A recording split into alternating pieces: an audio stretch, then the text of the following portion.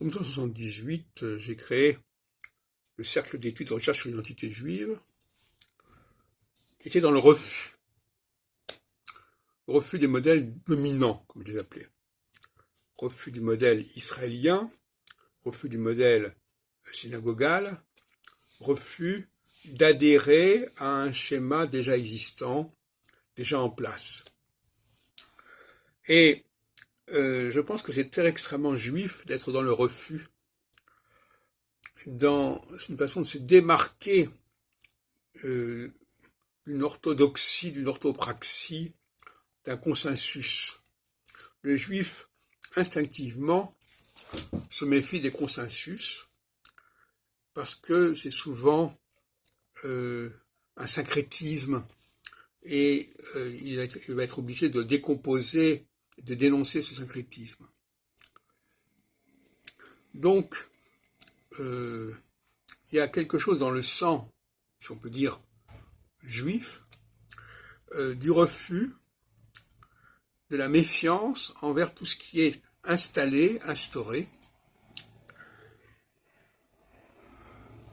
et quelque part, cette idée qu'il vaut mieux enlever des choses qu'en rajouter.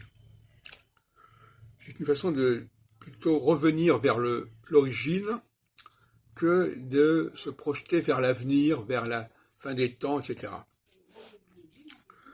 Et c'est justement ça qui distingue le juif du chrétien et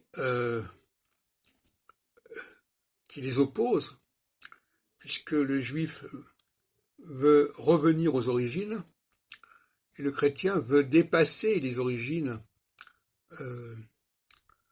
sublimer les origines, si on peut dire.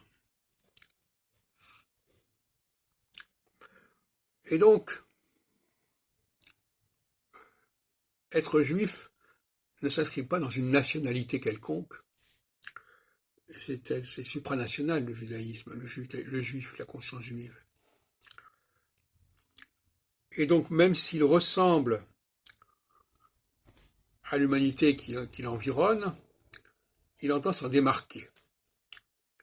Alors que le noir, au contraire, il s'en démarque de facto par sa couleur, et en même temps, il entend s'intégrer, coûte que coûte, à cet ensemble dans lequel il se trouve plus ou moins à l'aise. Donc là aussi, il y a une dialectique, une opposition entre celui qui veut faire partie à tout prix de quelque chose, alors qu'il n'en fait pas partie en apparence, et celui qui ne veut pas en faire partie, alors que quelque part, il pourrait en faire partie s'il le voulait, si son instinct le conduisait à le faire.